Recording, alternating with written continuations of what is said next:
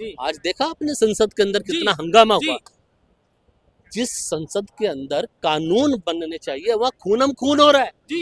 वो उसका सर फोड़ रहा है, वो उसके घुटने तोड़ रहा है, धक्का मुक्की चल रही है। धक्का मुक्की चल रही है, अस्पताल में भर्ती हो रहे हैं, जी। आईसीयू में भर्ती हो रहे हैं। नमस्कार साथियों, आप देख रहे हैं आजाद दस्तक टीवी में आपके साथ देवराज। हमारी मौजूदगी आज दिल्ली में है, दिल्ली के चांदनी चौक पर, और यहाँ पर पूरे देश से लोग आते हैं घूमने के लिए। और सरकार एक बिल लेकर आई है, वन नेशन वन इलेक्शन। इस विपक्ष इसका विरोध कर रहा है, और जनता क्या चाहती है, जनता के मन में क्या है, ये जानना जरूरी है। तो आज हम जनता के बीच में क्या कहना चाहोगे one nation one election? One nation one election एक अच्छा प्रोजेक्ट है, ये पहले भी देश में लागू था। उसके बाद कुछ बीच बीच में इमरजेंसी लगाई गई, सरकारें जो है बर्खास्त की गई, तो वो शेड्यूल जो है बिगड़ गया। लेकिन समस्या ये है कि जो लोग one nation one election bill लेके आ रहे हैं, जिन्होंने वोटिंग के जरिए बोला कि हम इसको लोकसभा में सहमति मिल गई है, स्वीकार्यता मिल गई है कि ये सब आना चाहिए, इसका समय भी तो बताइए कब तक लागू करोगे आप? क्योंकि आपने महिला बंधन अधिनियम पारित किया था, वो कब लागू होगा? 33% आरक्षण महिलाओं के लिए, रिजर्व सीट। बिल्कुल सवाल बनता है। अब कानून बनाकर सिर्फ इकट्ठे करते चले जाओगे और उनको क्या बोलोगे, हम जेपीसी में भेज देंगे। अभी तो इसके ऊपर मुझे तो जहां तक मेरा अपना एक अनुभव कह रहा है इस चीज को, राजनीतिक समीकरण को समझने का, ये 2034 तक ये ड्राफ्ट भी तैयार नहीं कर पाएंगे। अगर कर भी लिया तो उसको लागू तो कर ही नहीं सकते। लागू नहीं हो बोल रहा है 29 में कर देंगे।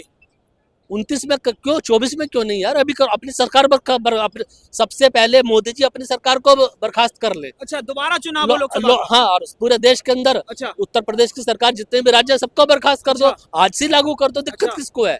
दिक्कत किसको है? विपक्ष तो ये बोल रहा है कि आप सिर्फ कानून बनाते हो, ठंडे बस्ते में डाल देते हो। कोई समय सीमा तो निर्धारित करो। पारित करने की समय सीमा भी नहीं होनी चाहिए आपके हिसाब से? होनी चाहिए कि आज कानून बना दिया, वो 40 साल बाद लागू होगा। तो इस बात की गारंटी है कि 2034 में 2029 में मोदी जी ही आएंगे, वही लागू करेंगे। मान लीजिए कांग्रेस की पार्टी की सरकार आ गई, मान लीजिए अलायंस गठबंधन की सरकार आ गई, उन्होंने इसको लागू नहीं किया, फिर क्या करोगे आप? तो जो काम करना है आज ही करो। बिल्कुल, जैसे आप 80 करोड़ लोगों को मुफ्त राशन दे रहे हो, आज दे रहे हो, और कहते हो देश की 5वीं सबसे बड़ी अर्थव्यवस्था हमने बना दी। इसका मतलब सिर्फ 80 करोड़ लोग बच गए गरीबी में। और आपके नीति आयोग के आंकड़े कितने बोल रहे हैं? 24-25 करोड़ हमने गरीबी की रेखा से बाहर निकाल दिए। 140 करोड़ की जनसंख्या में से 25 करोड़ निकाल दिए गरीबी की रेखा से, मोटा मोटा। 80 करोड़ को राशन आज भी दे रहे हो, हर महीने दे रहे हो। तो आंकड़े क्या है? ये आंकड़े क्या है?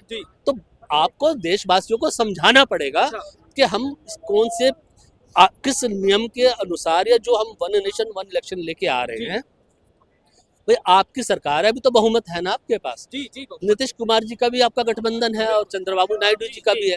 मान लीजिए इनका मन बदल गया, नीतीश कुमार जी का, इन्होंने अपना समर्थन वापस ले लिया, तो आप ये one nation one election Lok Sabha में पारित नहीं करवा पाओगे। चंद्रबाबू जी का मन बदल गया, क्योंकि जिस तरह के हालात देश में राजनीति में पैदा हो गए हैं, जैसे ये लोग लड़ रहे हैं, आज देखा आपने संसद के अंदर कितना हंगामा हुआ। जिस संसद के अंदर कानून बनने चाहिए वहाँ खूनम खून हो रहा है, वो उसका सर फोड़ रहा है, वो उसके घुटने तोड़ रहा है, धक्का मुक्की चल रही है, अस्पताल में भर्ती हो रहे हैं, आईसीयू में भर्ती हो रहे हैं। आपने कहा कि संसद परिसर के अंदर अगर ये हो रहा है तो देश में क्या हो रहा है? सवाल होता है, सवाल होना भी चाहिए। और हम तो आम जनता है, हमें पूछने का अधिकार है, और हम पूछेंगे, अपने हक से पूछेंगे, अपने मौलिक अधिकारों के नाते पूछेंगे। हमें इस बात का जवाब दिया जाए कि देश की राजधानी दिल्ली है, और दिल्ली की सड़कों पर ही आए दिन मर्डर किए जा रहे हैं, दाएं दाएं हो रही है, अपहरण हो रहे हैं, फिरौतियां मांगी जा रही हैं, गैंगवार हो रहे हैं, यहाँ पर इंटरनेशनल रैकेट चल रहे हैं, जिस तरह से समझ में आता है। और देश की राजधानी दिल्ली के अंदर ही देश की संसद है। बिल्कुल, तो ना संसद में सांसद एक दूसरे के लिए सुरक्षित नजर आ रहे हैं, और न देश की राजधानी दिल्ली के अंदर जनता सुरक्षित नजर आ रही है। तो कहीं ना कहीं पर जो देश के गृह मंत्री हैं, हमारे कानून व्यवस्था के जो जिनको हमने पालनहार उनको बना दिया है, एक तरह से जिम्मेवारी दी है कि हम अपने रोटी रोजी कमाने में व्यस्त हैं। 70 रुपए किलो प्याज भी खाने के लिए तैयार हैं, 150 रुपए किलो सरसों का तेल भी लेने को तैयार है। यार दिल्ली में कानून व्यवस्था तो सुधार लो। कोई सुनने को तैयार नहीं है। खुद कैंटीन फ्री में खाते हैं, चलो हमने वो भी टैक्स का पैसा भर दिया। आप हर चीज पे जीएसटी लगा रहे हो, हम पे कर रहे हैं, आराम से पे कर रहे हैं, हमें कोई दिक्कत नहीं हो रही है। हम ये चाहते हैं देश के अंदर शांति व्यवस्था कायम हो, एक अच्छे कानून का नीति निर्धारण होना चाहिए